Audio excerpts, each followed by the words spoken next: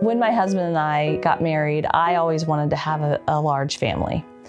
We had 3 biological children. I was a stay-at-home mom for 15 years.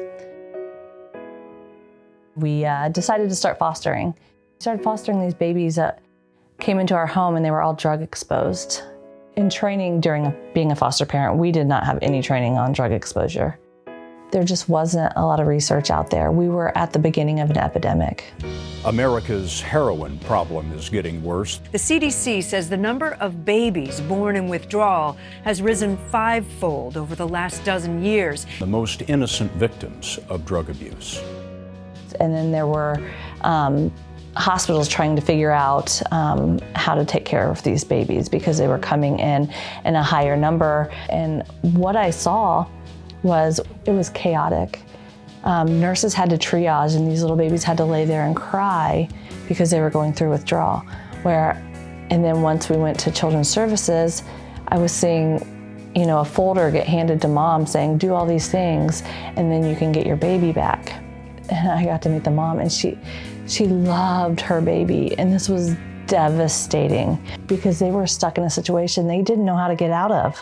And I just felt a bigger calling that something more had to be done.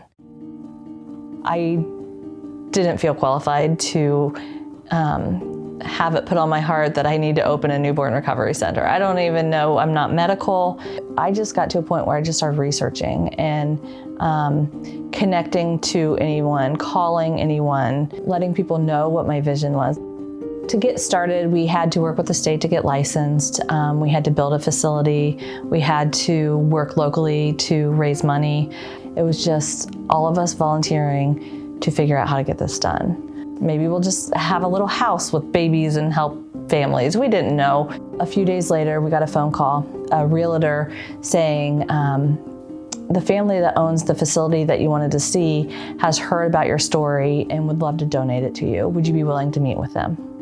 And it was at that point that it was just reaffirmed, again, we're going in the right direction. There were so many God moments that I can't even count them. So I stay-at-home mom, going up to the State House with all these department directors and all their people behind them, and we're at this big long table, and I am completely overwhelmed by this because I don't have the language that they are speaking with all the licensing types. It came out that we were going to be licensed as a children's crisis care facility. And what this means is it's residential for our babies. So we were blessed to have an architect come on board pro bono, working with our ideas on how we wanted to be very intentional about the setup of the room, how we wanted babies to have their own room yet have community in the middle for the families to be able to learn from each other and grow. Everything else was gutted and redone from the top up. Cost about $2 million for us to do that, and the community just donated. It became much bigger than we had even dreamed. In December of 2017, our first baby came. We had been working with the hospitals to try to get, a baby over here, and it was a celebration that we were actually going to see this mission start in our community. It was so exciting.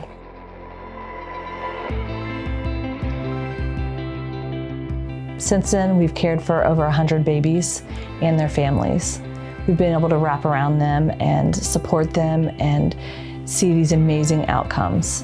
And having that one-on-one attention really shortens the amount of medication that they need, and really you see a baby thrive through having that one-on-one care. And so when those families accept our support, we get to watch their lives change forever. We are Ohio's first newborn recovery center. There's a Lily's Place in West Virginia, but other than that, there's no one else doing this. But there are people who want to be doing this. So I am trying to help anyone who also wants to replicate something like Brigid's Path in their home, their communities. We have about 10 other states trying to do this right now. I'm just one person, but God has brought an amazing team around me so that this could move. But we continue to pray for other people to join who have a heart for what we're doing to help us continue to impact our community.